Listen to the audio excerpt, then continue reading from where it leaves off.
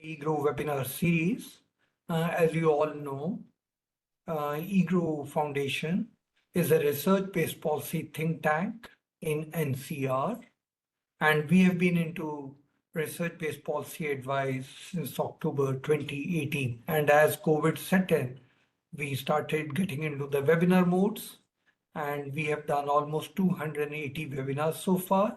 Very fortunate to have had 5 Nobel laureates. Also very fortunate to have a very good blend of speakers from India and speakers from abroad on issues which are contemporary, burning, both for India as well as globally. We did about 10 webinars on new international economic order when India was holding the presidency of G20, 6 on climate, 6 on women empowerment. In the current year, as tariff war was heating up, we have already done 4, and 2 weeks from now, we are going to have another one with Jeffrey Frankel from Kennedy School on tariff wars, just to illustrate that we look into contemporary issues. We have also been very fortunate to have the best of best come and speak to us on issues that are important, both national security, sometimes on issues, defense, and other concerns. It's in that context that the caste census has been in discussion for a couple of months now. Professor Kundu volunteered to speak on this, and we were very lucky that Dr. Bhalla, who's our advisor, agreed to be the discussant, and Mr. Jagannathan agreed to chair the session. Let me introduce all the 3, but of course they don't need any introduction. All of them are so famous, and Dr. Bhalla and Professor Kundu have been at EGROW a number of times earlier.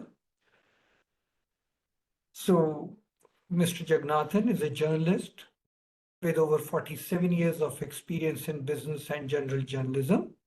He has been part of many launch teams, including Business Today, DNA, and firstpost.com. He has also helped revamp many business publications as editor of Financial Express, Indian Management, Business World. He started his career with Financial Express as a reporter, sub-editor in 76 in Mumbai. His recent focus has been on digital commentary and journalism, having been associated with firstpost.com, moneycontrol.com, businessstandard.com, myris.com, and Swarajya magazine. He regularly writes columns. His column on caste census was also there, and we all read it. He writes for Times of India and Business Standard. Our key speaker for the day is Professor Kundu. He has been here with us many, many times. He is a senior fellow with Sustainable Cities and Transport Program, and he's also the Professor Emeritus at Lok Jagruti University. He has been a distinguished fellow at Research and Information System for Developing Countries. He was professor and dean of the School of Social Sciences at JNU, a member of National Statistical Commission, and chaired the post-Sacher Evaluation Committee, and that for estimating urban housing shortage. I think his most famous work, which I have always read and I think is very, very important, is on the shortage of urban housing, 24 million. I don't think we have been able to cover it up so far, though we have the Prime Minister's Rural and Urban Awas Yojanas. The discussant for the day is Dr. Surjit Bhalla. He is the advisor of EGROW Foundation. Until very recently, he was the executive director at the International Monetary Fund. Before that, he was a member of the Prime Minister's Economic Advisory Council. He has been a member of the Secondary Markets Advisory Committee of SEBI, and he has also been a member of the National Statistical Commission. Of course, we all know he writes extensively on many, many issues. With that, I hand over the session to Mr. Jagannathan to take the proceedings further. Sir, over to you. Yeah. Thank you, Dr. Charan Singh. I also would like to thank EGROW for giving me this opportunity to participate, not necessarily as a direct participant, but as somebody who can listen in and maybe make some useful questioning in the middle, as two of our more erudite uh, scholars tell us where we are heading with this caste census. So basically, I think if Dr. Ambedkar started with the idea of annihilating caste, but what we have seen is that our political process has ensured that it is more strongly enshrined in our lives than the normal process of modernization, urbanizations would have ensured. We have, in fact, made caste the center of political mobilization. Now it's becoming the route through which we want even economic empowerment, which of course it will do the exact opposite in my view. I'd be happy to check if the two participants will prove me wrong, but I think it will probably end up achieving the opposite of what it is trying to do. But let's leave it open-ended at this point. Our problem is that we have the most open-ended, ever-expanding, and most aggressive so-called affirmative action program in the world. I don't think anything is cast in stone, and everything has that's been as over-expanding and consistently so. We already have 49% reservations. In some cases, if you add the EWS quotas, which came in 2019, it's 60 already almost. Some states it's 69%. So I do not, the problem is not with the idea of the caste census, which I support in purely for gathering data. But it looks like they want to gather the data with a predetermined outcome where they think that there is a case for expanding the system of quotas beyond where its logical limits. That political input in this whole thing is what is most worrisome. Not so much about actually finding out what the castes are, what is their economic status, socio-economic status, and then coming to a rational decision on who really needs to be helped and who does not need to be helped. So we'll have to see. There have been several caste surveys that have happened, as Dr. Bhalla will probably say. But I think what we need to see, what I'm most worried about is that it's going to be an ever-expanding scheme, both before the census is conducted and after it, the political thing. Actually, the Congress party has already said that they are going to amend the constitution to make the thing that once that kind of political pressure starts, it never ends. All other parties then jump on the bad. I mean, there is always a very good and bull market for bad ideas in our country, and I'm sure this bad idea will be taken up very thing. So with that, I'd like to talk less and listen more. Professor Kundu, Dr. Kundu, I'd like you to start with your presentation. Then I will go to Dr. Bhalla to think, and then we'll let the conversation proceed as depending on the ideas that get thrown up in the middle. Dr. Kundu, over to you. Thank you, Mr. Jagannathan. Am I audible? Am Yes. I visible? I don't see. Okay. It's an honor and privilege for me to be part of this EGROW web series, and I'm grateful to EGROW Foundation and particularly Dr. Charan Singh for this opportunity. I'm saying it's really an opportunity because I don't have very definite idea, positive or negative, as Mr. Jagannathan mentioned, that people are expecting this caste census with certain expectations, and Mr. Jagannathan has definite apprehensions about that. I mean, I really am not having very fixed ideas, nor do I have a very clear roadmap how to implement. There are operational issues and there are subsequent problems which are being envisaged, being talked about. So what I will do really is to share some of my concerns that are emerging on the basis of some historical evolution, at least since the early 20th century, and how it has come up today, and what operational difficulties would be there, constitutional, logistic problems of canvassing and preparing the list of the castes for OBC categories, for the general category, and what could be the implications of it. Because I think I would agree with Mr. Jagannathan that there are certain expectations already. Sabka jiski jitni bhagedari, uski utni sajedari, all that slogans make one apprehensive that how this caste data is likely to be applied. So I would just share those concerns. But let me begin by saying that in the three phases of the NDA rule, the third one currently consecutive rule, third one continuing, there has not been many decisions which have been welcomed by all the parties.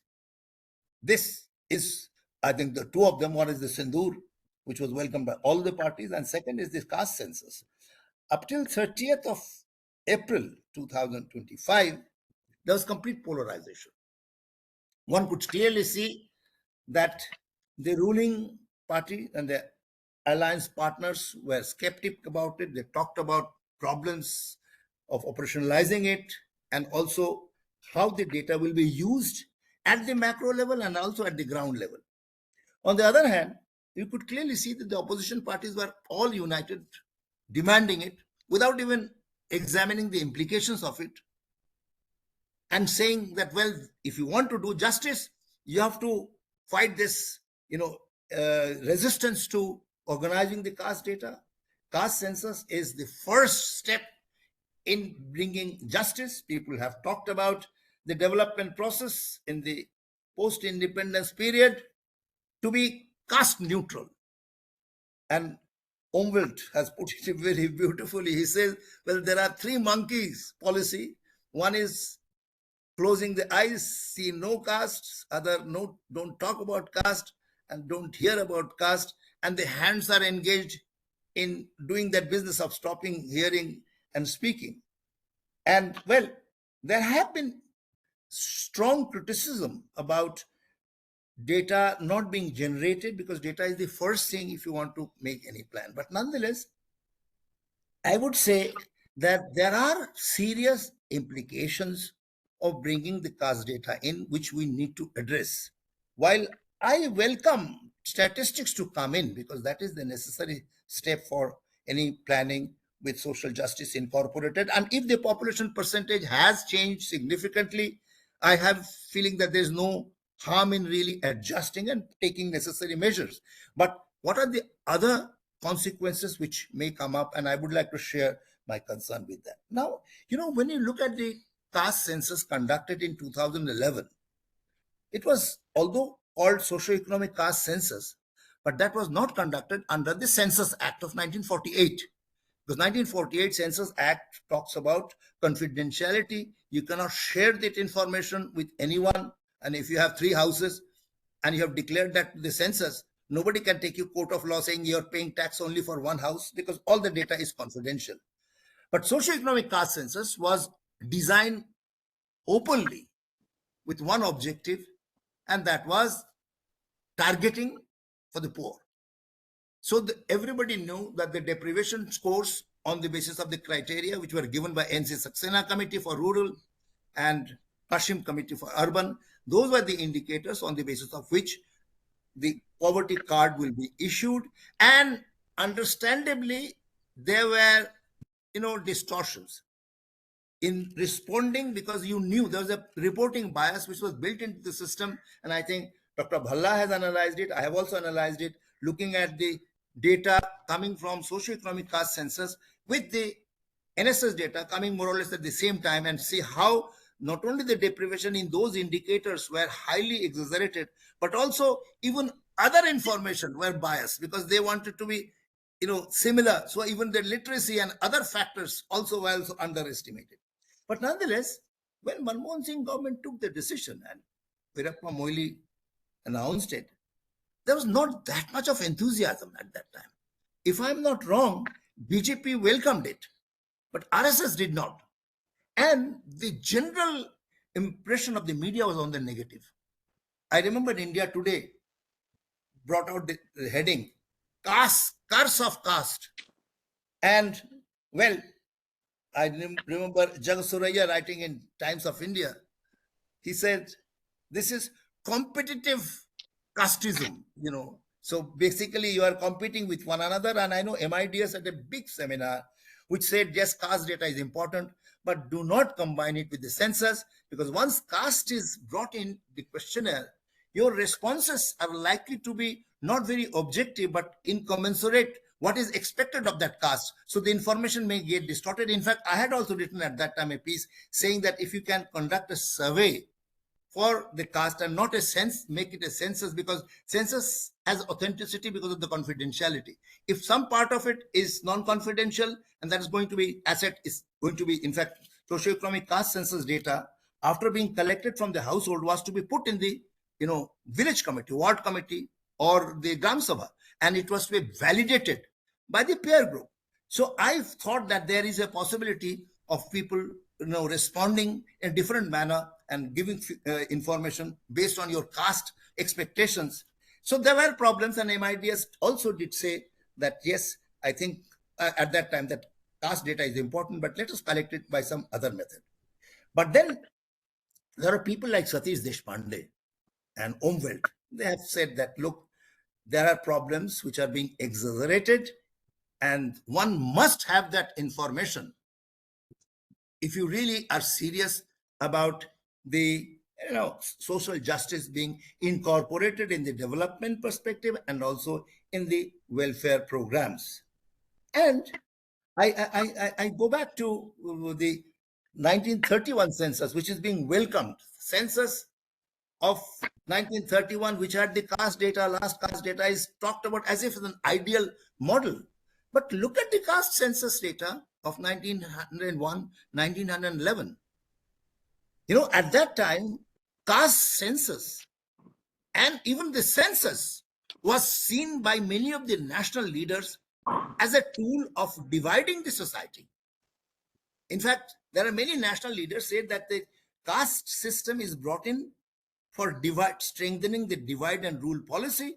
And Risley, who was the election commissioner for the 2001 census, and he was an anthropologist, he brought in the Sanatan system, Vedic system of caste structure to categorize the jatis. The Varna system, which has, can we go to the first slide, please?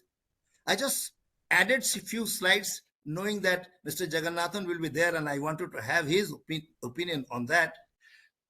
Caste system was traced to the Vedic period of Varna system, which was initially based on qualities and occupation. Chatur Varnam Maya Srishtam Guna Karma Vivagasham. This is the Gita's statement saying that, this Varna system is based on your quality and the action, and it is, there should be mobility. It is not by birth. Brahmins are priests, Kshatriyas are warriors, Vaishyas are traders, and Shudras are laborers. This is not to be decided by birth, but by virtue, by Swabhava. Rig Veda also suggests about fluidity of movement. People could move from one to another. So the Britishers, particularly Risley, when in 1901 brought in the Varna system, and within that he wanted to categorize the jatis in different hierarchies. This was strongly protested, and many of the national leaders said that this is a strategy to divide. So census and caste census particularly was seen as a villain. Now Srimad Bhagavatam, the Bhagavad Purana also talks about mobility, and the way Britishers tried to bring in the caste into the system was really freezing this mobility. Manusmriti, which in a way talks about jatis being a bit rigid, much more than Rig Veda and also the earlier period, also talks about mobility. Can you go to the next one, please? I just wanted to give some historical perspective, because the other issues of operational things would be easy to discuss. Britishers were seeking to administer India, systematize and froze the caste identities by categorizing Indian society in census and administrative records. British policies introduced, it was not for equality. It was for really specifying certain kind of benefits, certain kind of privileges, certain kind of functions to certain categories, and categorizing Indian society by census and administrative records. British policies introduced bureaucratic labels and reintroduced the hereditary occupation, undermining traditional social mobility and economic flexibility that existed in several regions in the ancient period, especially 1901 census. I'm talking about Risley's, bringing in the caste into the Varna system was distorting the fluid and regionally diverse caste structures in India. Land records, job appointments, legal privileges were linked to caste status, giving political weight to these British laws and records treated it as unchanging and intrinsic. In fact, I don't want to go into the details, but it was highly criticized in 2011 census. This was given up. I'll just make one or two points on this and then go to the contemporary issues. Can we go to the next slide, please? Please go to the next slide. Now, this is just overall overview. The caste system in ancient and the British period, which was in ancient period, occupation and quality based. British period, it was really by birth, and flexibility was much higher in the earlier system. And the role of the state in the ancient system was really marginal. Whereas during the British period, state came to play a major role in operationalizing the caste-based programs. Can we go to the next one, please, quickly? Now, there's a gentleman called Dirk. He has talked about the national resistance to divisive policies. British used caste divisions for political control, separate electorates. In 1932, communal awards was introduced, and of course it talked about depressed classes, which was again Mahatma Gandhi protested. Ram Mohan Rai, Jyotirao Phule, Swami Vivekanand, Ambedkar, they all led movements against the caste system, but their perspective on the data collection and reservation was somewhat different. But nonetheless, there was not such a welcoming, enthusiasm for the caste data, because it was being looked with some amount of skepticism that what this data will do, the kind of skepticism that Mr. Jagannathan has shared. Can you go to the next one?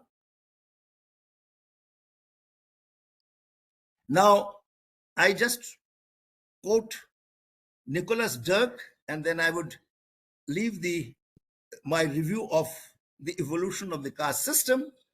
Dirk says, and really he was very critical of Risley's introduction of the caste in India in the 2001 census. He says, I will agree that caste, again, as we see today, is a modern phenomenon.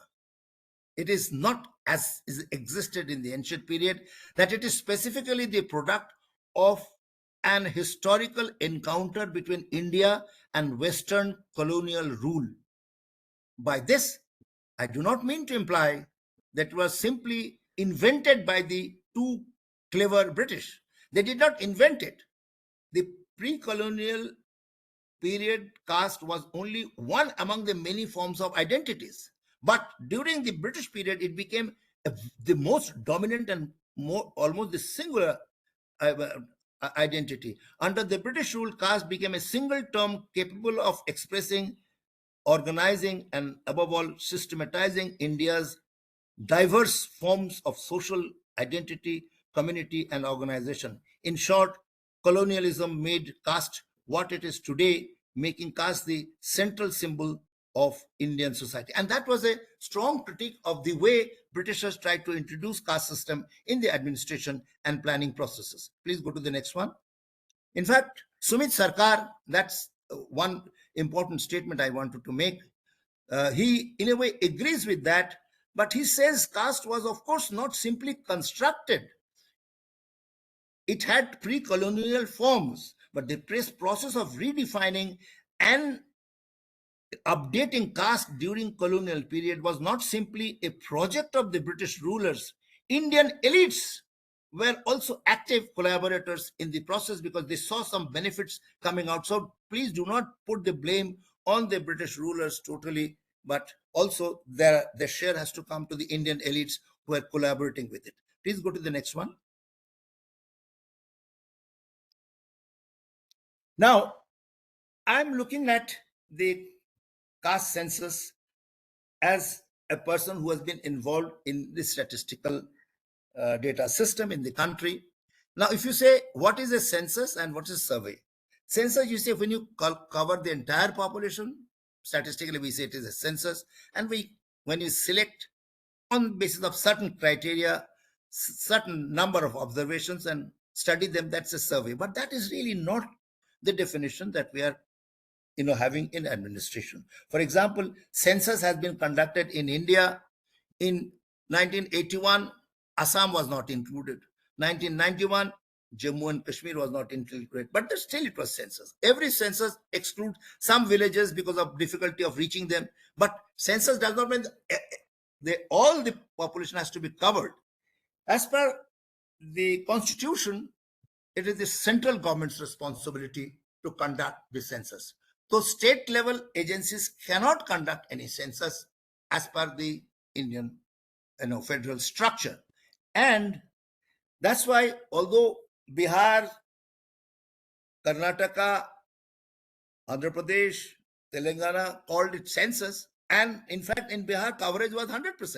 Most of the states coverage was 100% or 95%, but they cannot be called census as per the constitution, because it is the responsibility of the central government. Number one.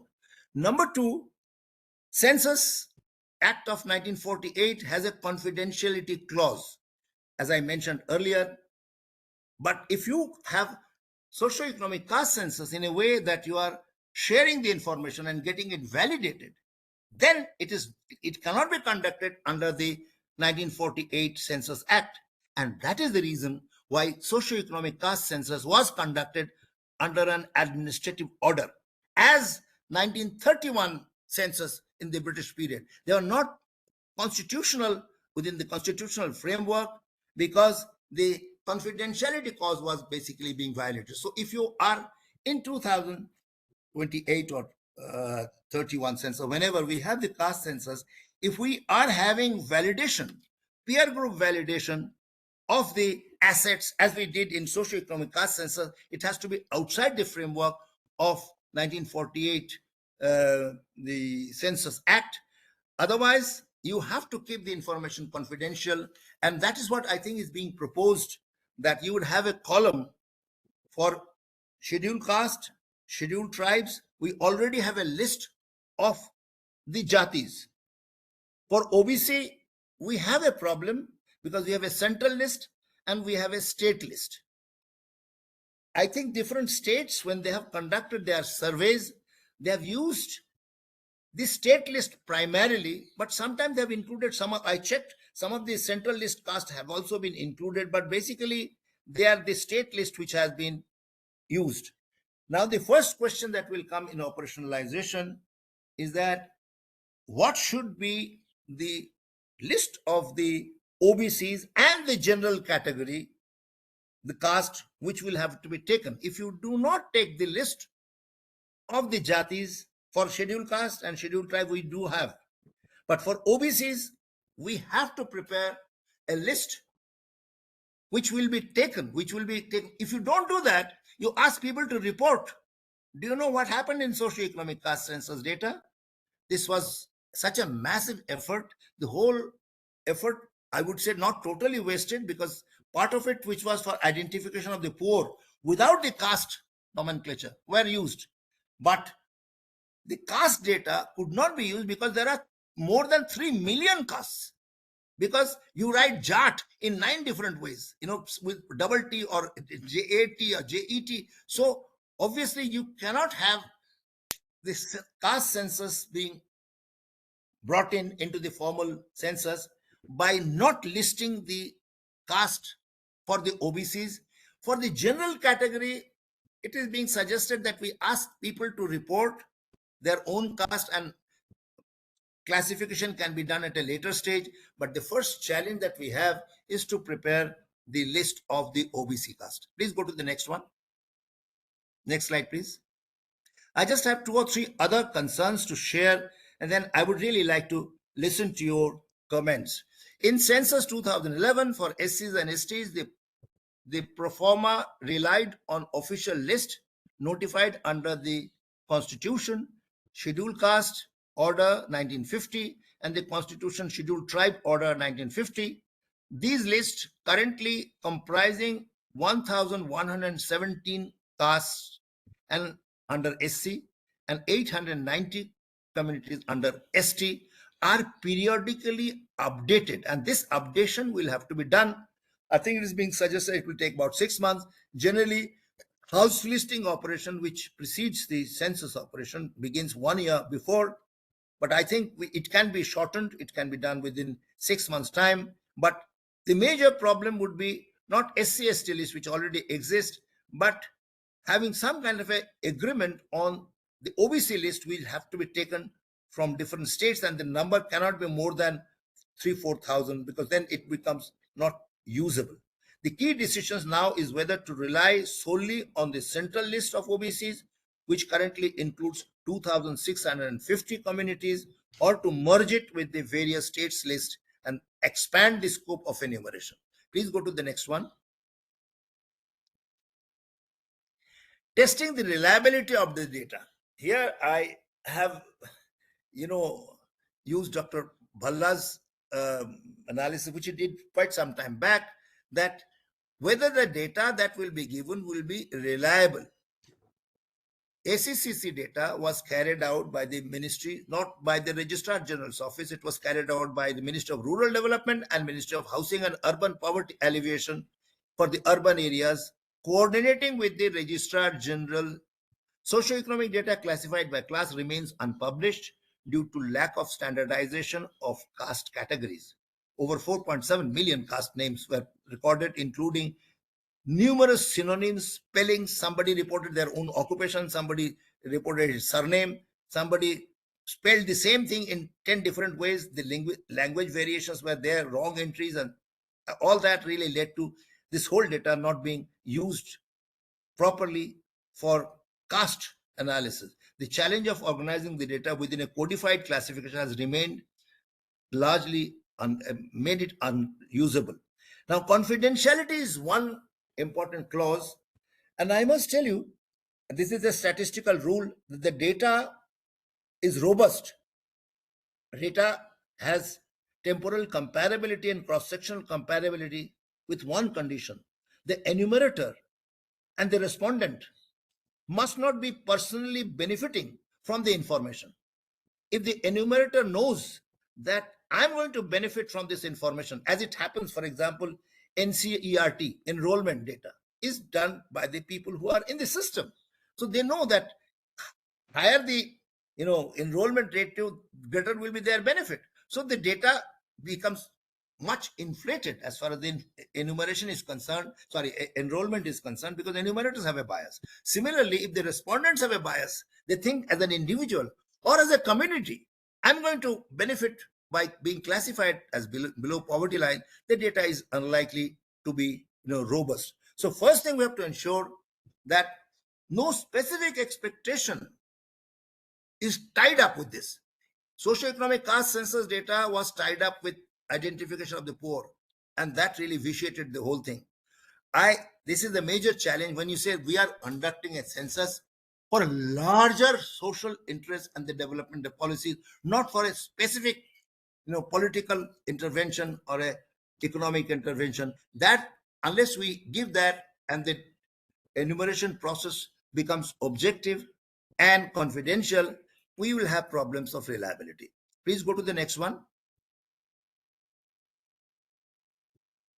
Now, I could have given some result, but I wouldn't. Myself and Dr. Bhalla, we have compared the socio-economic caste census data with the data coming from NSS at the same time, and we do find that strategic response bias, which is the known bias in the statistical system, that you respond in a strategically manipulated manner because you want to benefit individually or at the group level, and that is something which is a risk. We have to ensure that that does not come.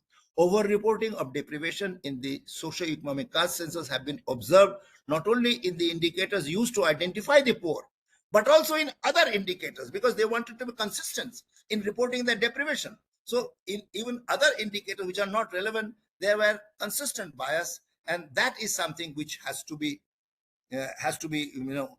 ensured that this is not there. Globally, behavioral economics and surveys research have well documented this potential benefits are always distort the information when they know that they are going to benefit. Please go to the next one. Social desirability bias. Once you have caste noted, the enumerator knows that this person belongs to this caste, and that person also knows that I have mentioned my caste. It is possible that the person would respond to the questions whether your wife is working, what is she working as, where do you work. All these answers could be somewhat in compliance with what is expected of the caste, and not necessarily what actually the person is doing, because he has already identified himself by the caste. So we have to see to it whether this social desirability bias, in order to be, in compliance with the norms of that caste, would there be any bias that would that can come up? This is another concern that I have. Now, I don't want to discuss the state level data system, as we have already were discussing before this seminar began, that perhaps the percentage of people in the upper caste, and there is a caste class relationship, and we know that the fertility rate tends to be high with lower level of literacy, and also the whole syndrome that goes with it, and also the possibility of the children earning at an early age also promotes the poorer households, which are, many of them are belonging to the lower caste. It is possible that the percentage of the at the lower level has gone up, and I find no reason why the system should not respond to that. That is certainly the cry of justice. But there are, and if certain, I mean, we're talking about reservation. Reservation is, we are not saying it is only for, it is for everything in the whole society or economy. There are certain educational and in employment in a limited manner, that too in a public sector. I have a feeling that if certain administrative actions, constitutional actions need to be taken in order to adjust this provision of reservation and social justice, which is enshrined in the Constitution, if that needs to be modified a little bit, I have a feeling that needs to be done, that needs to be examined. But I would just conclude by sharing another concern that I have. Please go to the next one. Local political dynamics and issues of data governance. If you are talking about jiski jitni bhagedari, uski utni sajedari, at the ground level, it is quite possible that you identify one institution, a government institution in Patna, and saying, oh, how many Kurmis are there? Kurmis are less, or Bhumihars are not there. So you can always identify at the grassroots level institutions which are making a departure. And if you expect that whatever is the proportion of the jatis and the caste in a region, or that should be reflected in every institution, I think this is going to be absurd. It will compromise on efficiency. So I am really worried about it, that when you say, Nitish Kumar represents Kurmis, this percentage of people, so his term as a chief minister should be proportional to the percentage of votes that he is able to get.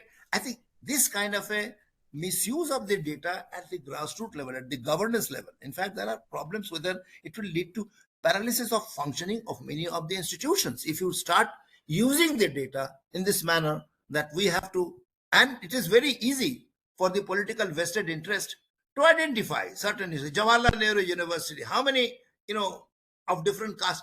SC/ST reservation, one can understand, it is constitutionally guaranteed, but now you bring in for everything. And then I think there are serious issues of local governance and local politics coming in a somewhat damaging manner. And that is one concern that I would like to share, highlight, and end with that. There are few others that I have in my mind, but I think I should stop here. I've spoken for long. Let me hear others, and then we'll have. Okay. Yeah. Thank you. Thank you, Dr. Kundu. I think I would just make 2 points. Very often, when you describe something, at some point in time, it becomes a prescription. Description becomes prescription. A Varna description in the Vedas or somewhere else soon becomes like a prescription in Manusmriti. Then there is whenever you do classification, it becomes ossification, because they belong here.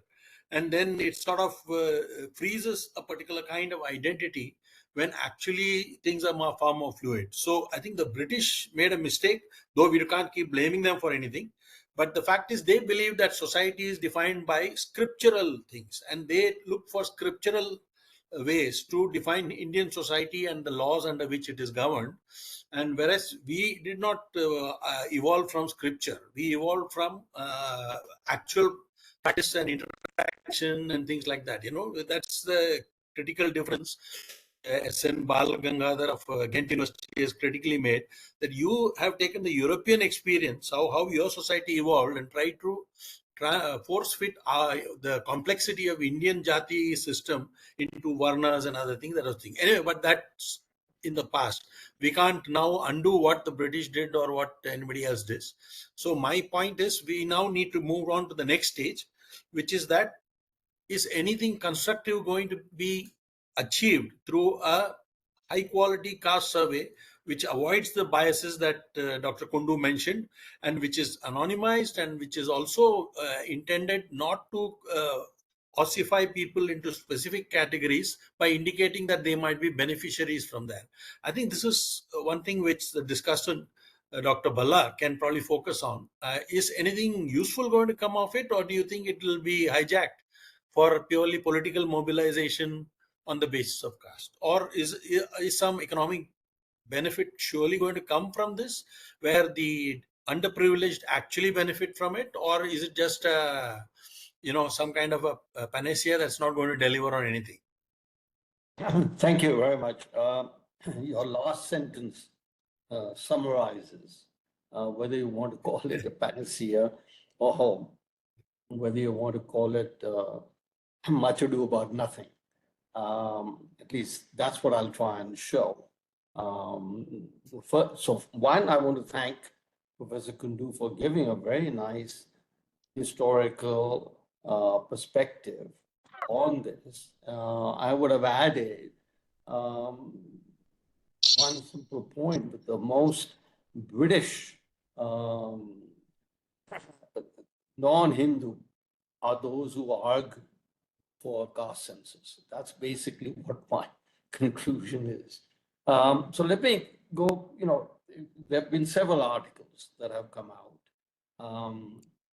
And it's difficult to review, but one, and I've read most of them, and unlike Professor Kundu's presentation, they gave you all kinds of data that, for example, there were so many people surveyed. This was really a census, not a survey, and all the rest of it. But one simple point that I'm looking for in each of the articles, and I think this gets to both what Professor Kundu and Jaggi were saying.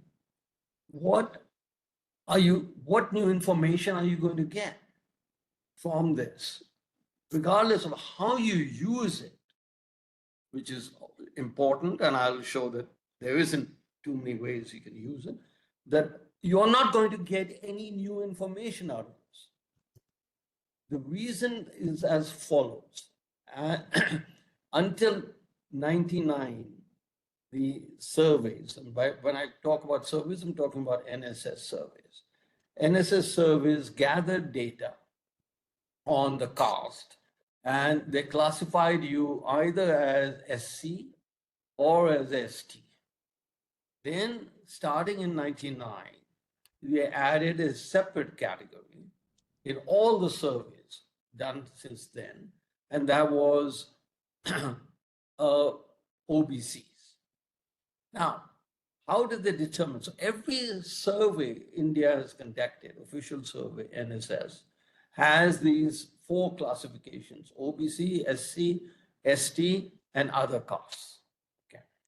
Now, how do they get? They are, we are told by the masters of Telangana and everybody else that there are 50,000 castes in India, etc. So how does the NSS classify 50,000 castes into 3 categories or 4 categories? the upward forward caste being the fourth category. Well, they do it because when the survey is conducted, they go to each household, each state defines some caste differently. So Rajput is an OBC in one area and a forward caste in the other area. So they go with their state definitions. They ask the person, what caste are you? Not whether you're an OBC, not whether you're an SC, not whether you're an ST. They ask the person what caste he is or she is. And that information is then tallied and converted into 3 dummy variables, if you will, or 4 dummy variables, plus a classification. So please tell me, what is this new census going to do that we don't already know? It's going to give you a more accurate picture. Okay. And the hope is, amongst the band leaders and others, that the hope is that, we read articles on how the 50% limit has to go, this, that, whatever. So fantastic. Nirvana is going to come over here. And we will have more affirmative action. We will have more spending, etc., etc. Let's look at the data. And, my problem, this is the refrain comes out from every presentation that I make, that, people just don't look at the data, especially those arguing for a caste census. When you look at the data, now we have 3, and I'm writing this up next week, but anyway, there are 4 censuses/surveys that have been done. Bihar in 2011 is the socio-economic caste census, then the Bihar caste census, then the Telangana caste census, and prior to that was the Karnataka caste census. Okay, so we have lots of information about how the caste in these 4 censuses have appeared, except for the socio-economic, which was done in 2011. The others are now. That is in the last couple of years. And it's unlikely that the caste census will throw up a picture different. So let's look at it, what it should logically show up. When we had the last census, 2011, demographers, analysts like Amitabh and others and all of them, they said, okay, we know they have a cross-section, we know the fertility rates, we know this, that. So let us now project what the fertility rates have been over the last 14 years and come up with an estimate. Now I'm going to read you out what the story is with the latest caste census, which is Telangana. And as you know, especially if you're a member of the Congress Party, that they think that they have provided the real information by doing the census, and they are very happy that the BJP has also fallen for it, which whatever it is, I don't know, but what I'll show is that, and this is to be firmed up, but broadly the conclusions are as follows, that it is, you are likely, instead of your limit being raised for affirmative action, it will have to be lowered, because the estimates of SC, STs, and particularly the OBCs are much higher in the surveys that you have conducted than it'll appear in the census. So, and then there is the problem that Amitabh talked about. There is the selectivity bias, so you want to get the benefits. So there is a certain tendency for stating your SC, ST, etc. And then Amitabh and I and all of us will get to work again once the caste census. So basically, the caste census is being done to make Amitabh happy with the data and to make me happy with the data. I don't think much else is going to come out of it. But let me read out to you what the Telangana, the state of the art, the census, the one that has all the information that everybody else had missed, has come out with. And the census has come out that STs were 10.5% of the population. The SCs was 17.4% of the population. And the OBCs were 56.3% of the. And they very conveniently also provide that so many Muslims, OBCs are there, which they are. Actually, 80%, the survey finds out, 80% of Muslims are OBCs. And that is, the census points out, and that is indeed the case, what the surveys also show. But so let me now compare what the ACES 23-24 or the PLFS, and both of them come out with very, very close data on this. So the census, the so-called census, has 10.5% of STs, and the ACES has 7.9. The SCs are 15.7. I'll read first the census, are 17.4% in the census, and it's about 15.8% in the, and I've got these data for each of the other states. So first conclusion, that the SC/STs have been underestimated in the survey by about 3 percentage points. Okay? 3% out of our total population or whatever. So it's really much ado about nothing. And as Amitabh pointed out, that there is a selectivity bias. So you would expect the census or the surveys to show a higher SC/ST because the benefits bandwagon is really publishing out loud as to the benefits you will get if you classify yourself. So this is a reverse of what you would think. People around the world like to classify themselves, if they are poor, lower middle class, more as middle class. Whereas here we have, the more you downgrade yourself, the better off you'll be.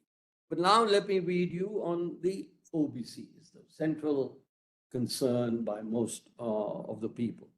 The census has 56% OBCs, okay? Out of which, as I said, 10 percentage points are Muslims, okay? The surveys have 64%. So in other words, the surveys are overestimating by a big fraction the OBCs in Telangana especially, and also the other states. Now, my conclusion from this, and I'll give you a logical basis for it, mathematical or statistical basis for it, is that your caste census is going to, assuming it's measured correctly, okay, we have to have that caveat, is going to show lower proportions than what we had believed to be the case for SCs, for STs, and for OBCs. Why? One, they are relatively poorer than the forward caste. Okay. Second, fertility in India today is around 2, with only one state. And mind you, the world average is 1.9. So our fertility levels today are very close to the world average, which includes all the developed countries and all the developing countries. So fertility is 2 below the replacement level for India. And the only one state today has a fertility level above 2.2, which is the replacement rate, and that's Bihar. Okay, fact number 1. Fact number 2 is when we do our calculations, when statisticians did the calculations, They look at the education and various other factors, mostly education, to project what the fertility rate would be 10 years hence, 15 years hence, etc. Now, I believe that the research should show that broadly, that when we made our calculations, such as that used by ACS and PLFS, that they correctly projected the decline for all castes, for the entire population. But the rate of decline likely to have been faster amongst the SC, STs, and OBCs than projected, and especially the SC, STs. Why especially the SC, STs? Remember, I'm comparing it with what we had projected or what we would project, and the rate of education expansion has been much faster over the last 13 years than most of us expected or forecast.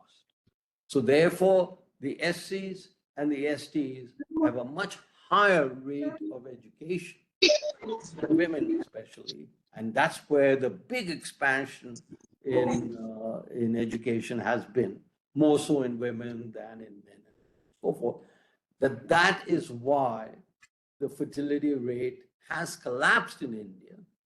I'm using the term rightly, with every state below the replacement level, and it's happened across the board. And the gap between what you expected and what has happened is likely to have been highest the poorer you go. That's where the big surprise is. So I think, when we analyze the data, I don't know what, but this is, and as I said, this is likely to have been the case in other states as well, Karnataka and Bihar, all the states that we've had the new surveys, new caste censuses. So I will conclude with that. And, mind you, what is last point I want to make?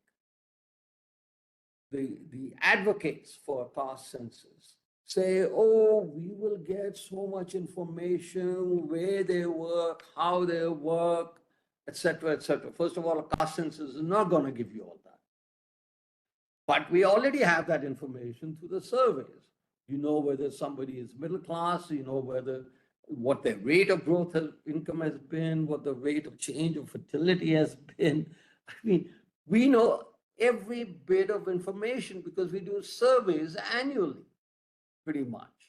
So I don't, my one begging you, anybody, to tell me what is it that you'll get from the survey that you don't already have, from the new census that you don't already have.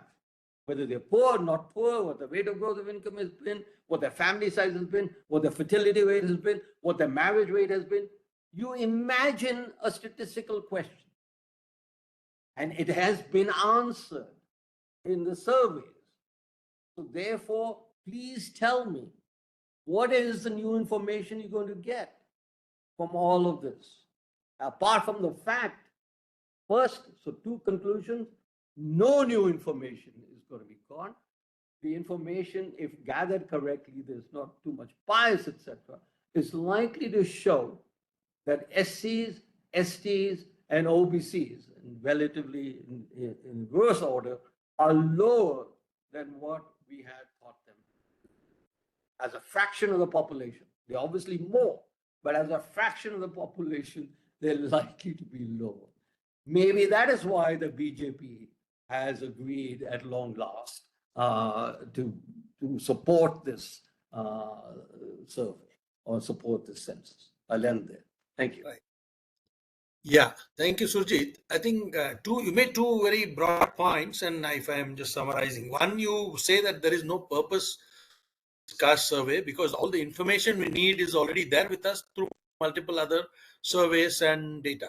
Second thing you said, because of the rapid collapse in TFRs among all communities, that the surveys that exist may have overestimated certain categories, Yeah. especially OBCs and SC/STs, and that could create a problem. So the issue really is, Professor Kundu, I'll come back to you for once, and then back to Surjit, and then we'll ask for questions. So, Dr. Kundu, do you broadly agree with these two conclusions of Dr. Bhalla? Or do you think that there are some nuances lost in that, and that the caste survey will give us something new which is useful?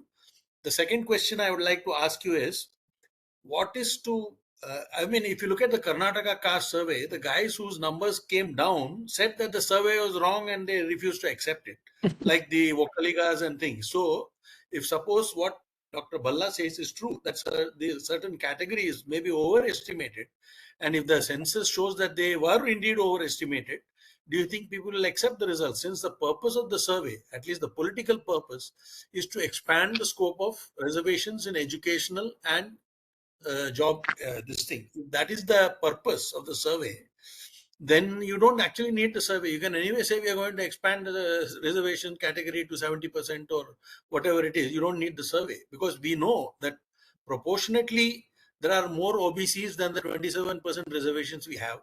We know we are more SCs and STs than the 15 and 7% that the SC/ST get.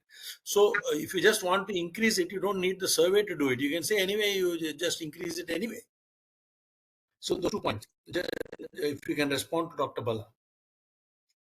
No, I'm not sure that I am able to respond to this specifically. First of all, I do believe that the 4 state level caste surveys that have been done are of very indifferent quality. And they are, of course, some of them are slightly better, but Karnataka survey, it was done by 2 organizations. One first was tied to one objective and second one was tied to another objective. I don't think they really add up properly. Similarly, I think Telangana survey also has many problems. When we are talking about caste census seriously at the national level, a strong federal government has announced it. It should take care of the problems. And I think there is enough expertise to ensure, to minimize the biases. And I know, I was sharing the Swachh Bharat Mission data collection. First, we went to the household and asked, do you have a toilet? A large number of people said, sorry, we don't have toilet, because they could see 14,000 rupees. Then we asked a question that, where does your wife go? Where do you go at night? And we found that the figure came down. So there has to be some way to ensure, if the government has announced it in all seriousness, let us try to find out how they are going to do it to address some of the worries, concerns that first Surjit brought in, and I also, tried to analyze and brought out the discrepancies, because overstatement of the deprivation and also compliance of your caste norms. So I think that we should not really throw the baby with the water, and let us see how this can be done. Number one. Number two, I don't know. You are saying what additional thing will come up? We do not know the actual percentage of distribution of population across different castes, right? We do not know as yet. We have, NSS does not collect data on caste. It only asks 4 questions. Are you SC? And then of course there's an SC list. Are you SC, ST or OBC? They do not give a list of the caste. It is self. If you think that you are an ST, and they don't even, NSS enumerator don't even carry the list of the state level OBC categories. It is up to them to decide. And there is no, analysis of what you have reported.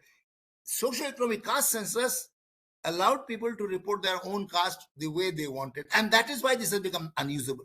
I'll tell you, this eShram portal now is being talked with the Ministry of Labor. Now what happens? You can report your occupation the way you like. And there are again 4 million, because you don't give them a category. You have to give a category. And that is very important. That's why I started by saying, how do you work out the OBC list?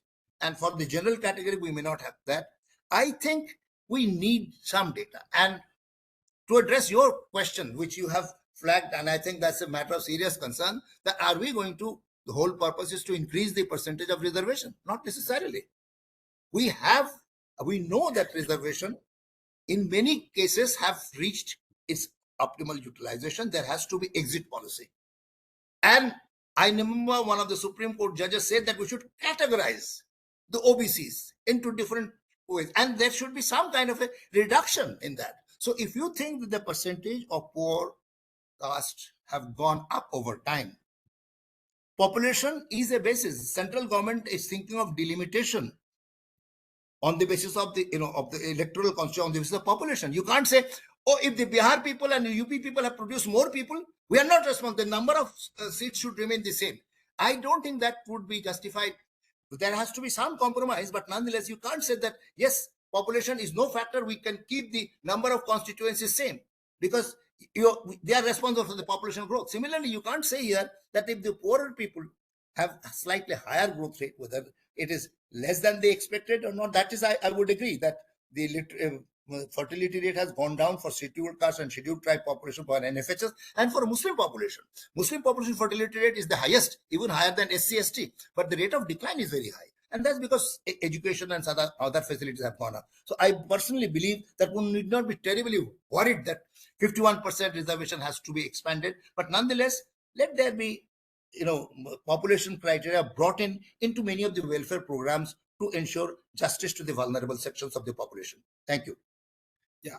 So one more question, Surjit, and then we throw open to the ones to ask questions. One is, we have an electoral system that is first past the post, right?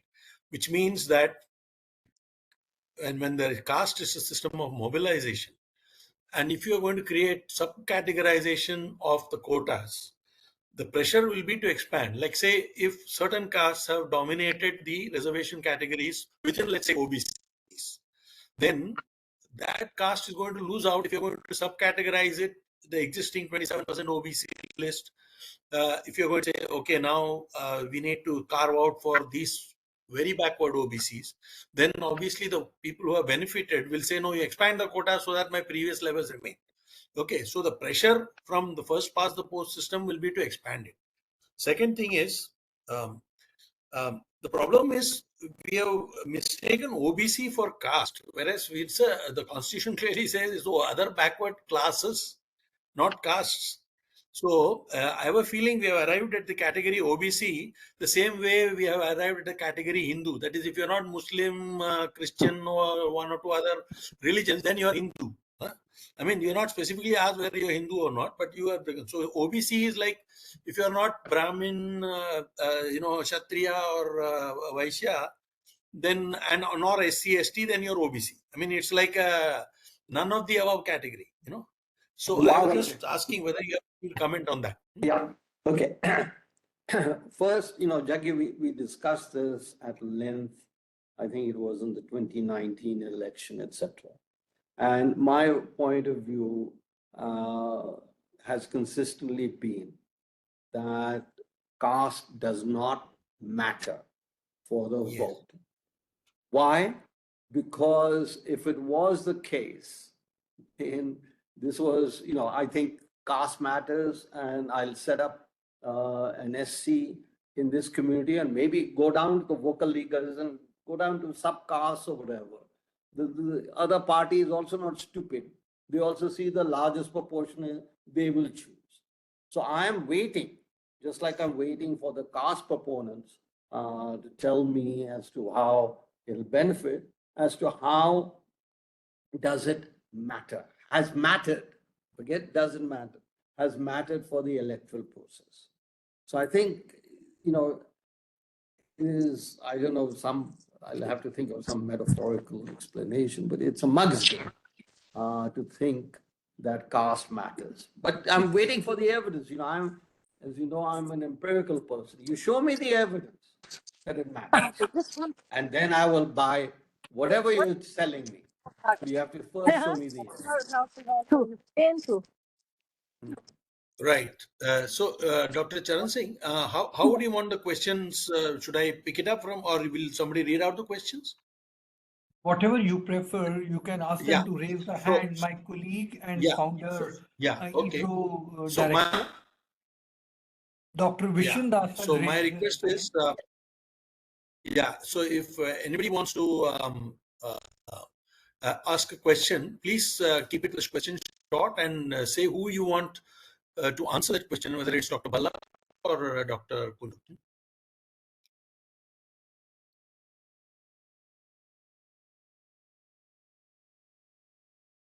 You're muted. Yeah. Dr. Vishwandas Yes. is going to question. Yeah. Yeah, my question can be answered by either Dr.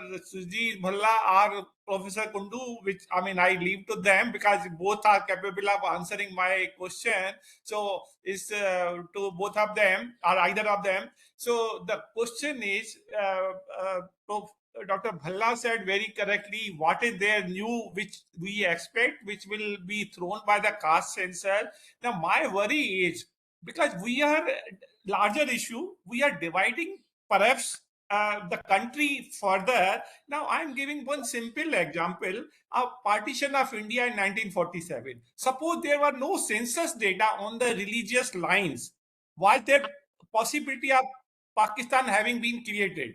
Because of census, that is one region, because the other party Jinnah and others, they argued we are so many Muslim, therefore we want a separate country. Assuming there were no censor, they could not have argued on that. Now, similarly, I think it is dividing the country. The socio fabric is going to be disturbed. In any case, just to initial remarks of Professor Kundu, the reservation even in the central survey. I'm not talking of a state. The Union Public Service Commission gives almost 60% reservation. Recently, the civil service examination result came only 40% for unreserved category. So I'm not going into that, but this is a very, very serious issue and it will further,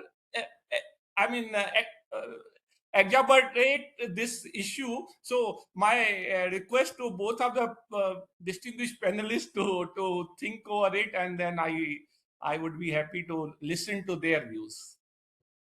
Yeah. Dr. Kundu would like to say something on this?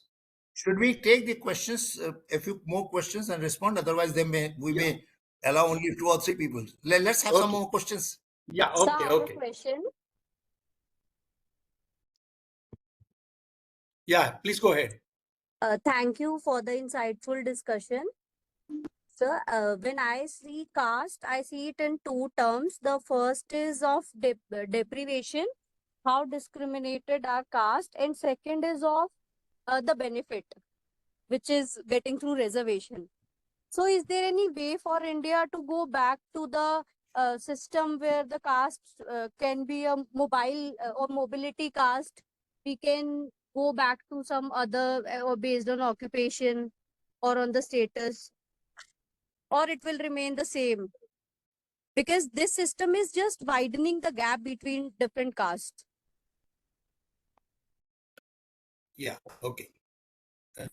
Another question? Audible? Anybody else has a? Hello, sir. Am I audible? Yeah, this is Dr. M.K. Dev Yes, here yes. from Guwahati.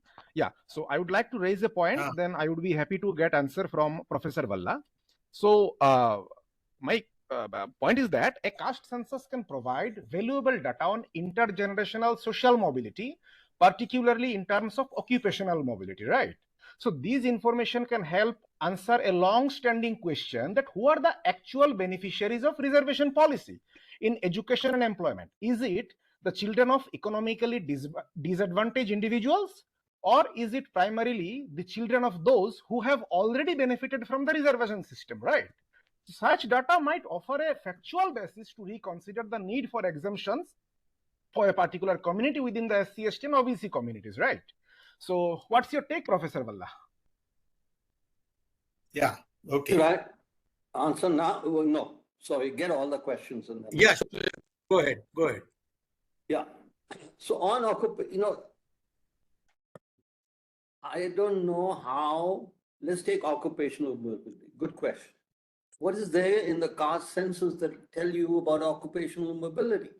It just asks you who you are, what's your caste, sorry. That's it. So for getting conclusions about occupational mobility or anything else, you have to go to other data, which are available today. So you'll have to do the same process. This is the misconception going around that the caste census will help answer questions. And this is propagated by a lot of the people, the originators of this, the Congress Party leadership, etc., that saying that we'll get information. You will not. You will only get the information about the caste. Every other question that any one of them is asking is to be obtained by a different procedure, not from the caste census. Right. Dr. Kundu, would you like to answer the previous two questions, and that it will increase divisiveness and that we will be able to measure deprivation and benefits? Let me, think about these questions, how they have come up. One very interesting point that Ashok mentioned is that ignorance is bliss. If you don't have the data, you are comfortable. You wouldn't have had partition if you did not have the census. You wouldn't have all that problem. And that is a wonderful dream world. I have a feeling that without any data for the last 3, 4, 5, 6 decades, we still have agitational politics coming up based on wrong data. And that is the problem. I have a feeling, I must disagree with you to say that OBC is a residual category. This is being very unfair to the whole system that we have built up for identification of OBCs. There are commissions which have been set up at the state level, at the national level, and they identify on the basis of given socio-economic data. There may be problems, and we have been debating on those indicators, and that's certainly not fair. Now, Surjit's question is that what do you get accepting caste? Yes, we get data on caste, and I personally believe that knowing the size of the population for different categories is an important starting point. But he's right, and I personally believe that data on deprivation should be collected by a survey in a well-structured questionnaire so that biases can be minimized. We do not get information. Surjit is a poverty expert much better than me. He has never used census data for finding out poverty for the different caste groups or social groups. We always use the NSS data, and we should do that. I personally believe that census should have caste information in a very limited manner. Nothing else. You don't go for cross-verification, asset, nothing. You just add one column of caste and give them the number. And for addressing their deprivational issues, we need a survey. And that's what I wrote in 2012. I said, do not combine census with socio-economic deprivation into the census, and you complicate and also bias the whole census exercise. Do census in a very limited manner, collect information on the number, and have the information on the socio-economic characteristics and other things through. These days, poverty we are measuring on the basis of the data, NFHS data, on water, sanitation, assets, mortality rate. So I have a feeling that should be available, and within that framework, that kind of a survey should be useful. But as per, on the face of it, if Surjit asks, what do we get out of it? We are getting number of the people in different caste categories. We don't have any way. NSS does not give you number of the different caste. It simply asks a question. It's all self-reporting. And they're absolutely not comparable across the states or even over time, because things keep on changing, perceptions keep on changing. So I personally believe that we should not really, this government has made a sincere effort. I'm sure there has been some thinking which has gone into it. We should know the size, and all these hypothetical things which are creating agitation is because of the wrong data. We need the right data. And I am quite sure the survey which has been conducted in Karnataka is absolutely bogus. And if the Lingayats and Vokalingas are against the data, I think they have every right. And by the way, none of these surveys which have been conducted can be really officially used for intervention programs. It could be challenged in the court of law. These are not under, it's like my university or myself or my organization or Surjit's organization conducting a survey. These surveys are really not constitutionally valid. There has to be a proper census which should be done. It should give us the basic statistics. That's my position, and let's try to do a serious business of it. And such senior people like Surjit and yourself who are there, let us put our mind together to see that we are able to generate data which is robust, temporally and cross-sectionally comparable. Thank you. Let's have another set of questions before we conclude. So whoever would like to ask questions, please do so.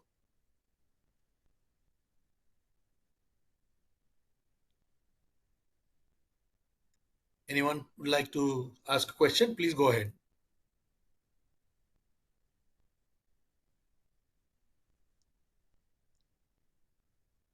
No? So the questions have been answered. more or less. Okay, okay. Okay, great.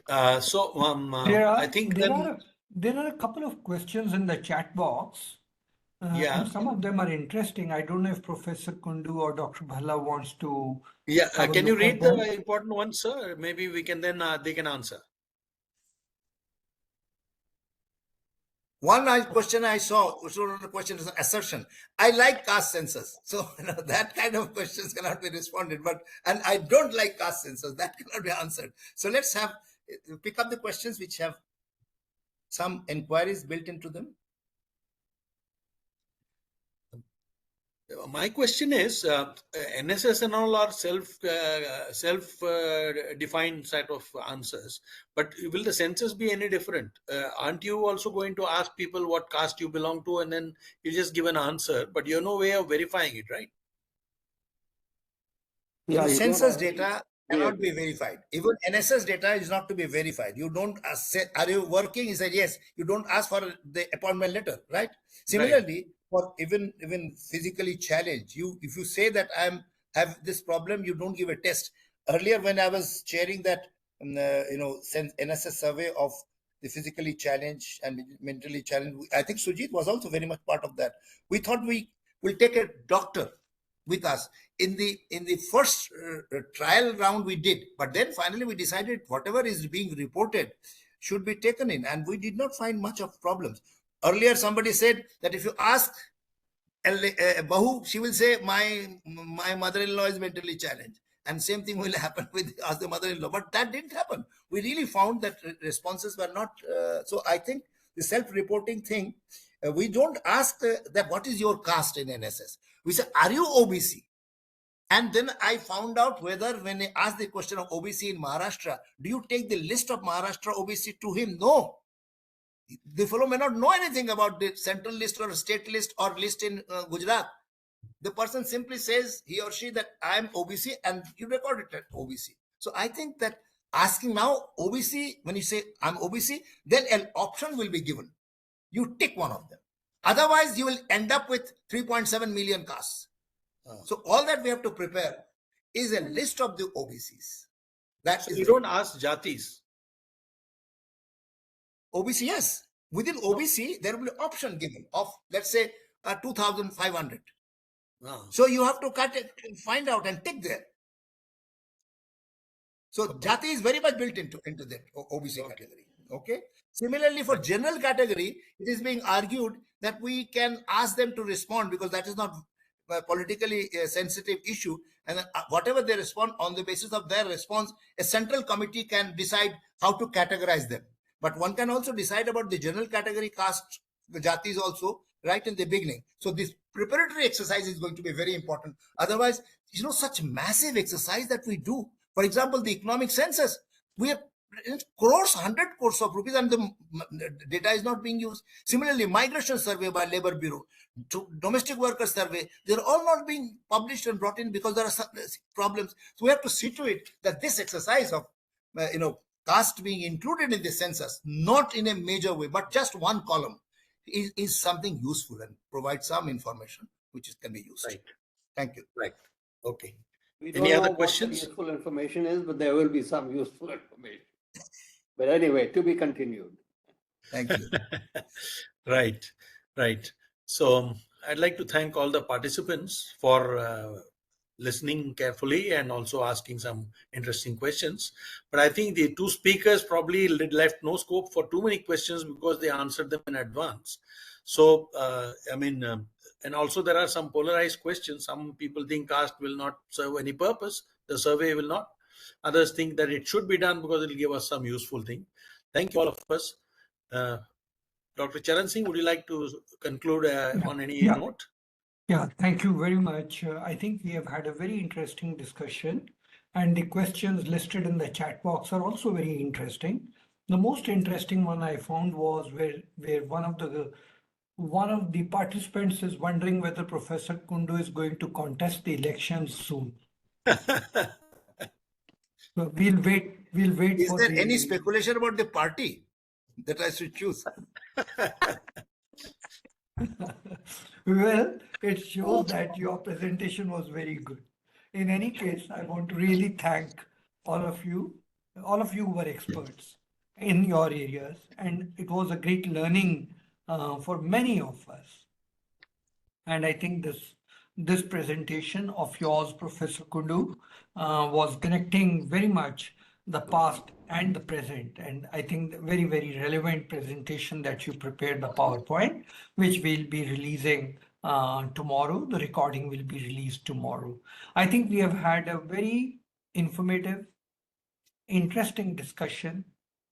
And I think this discussion will have lots of inputs for policymakers when they design, if they design the census. So we'll have to wait and see how it all emerges. So I want to thank you, Mr. Jagannathan, for agreeing to chair this session, and Professor Kundu for volunteering to make a presentation, and Surjit Bhalla sir for agreeing to be the discussant. I want to thank the participants who have contributed in the chat box. At one point, we had about 110 people joining us. So you can imagine, and they were all across the world from India and abroad. So you can imagine how relevant the topic was. Next week, we have another discussion. You know, we at EGROW have been criticizing Global Hunger Index vehemently. We think it's a misnomer. Dr. Virmani has also been writing about it. I've been writing, and many others in the country have been writing about it. There is a book which has been authored, edited by Professor Raju, who is the advisor to the Honorable CM UP. The book is Andana, Andan, Food Charity in India. So next week, same time, we are discussing about this very episode about how we believe in Andan, charity of food in India, and where is the scope for Global Hunger Index, and is Global Hunger Index a misnomer?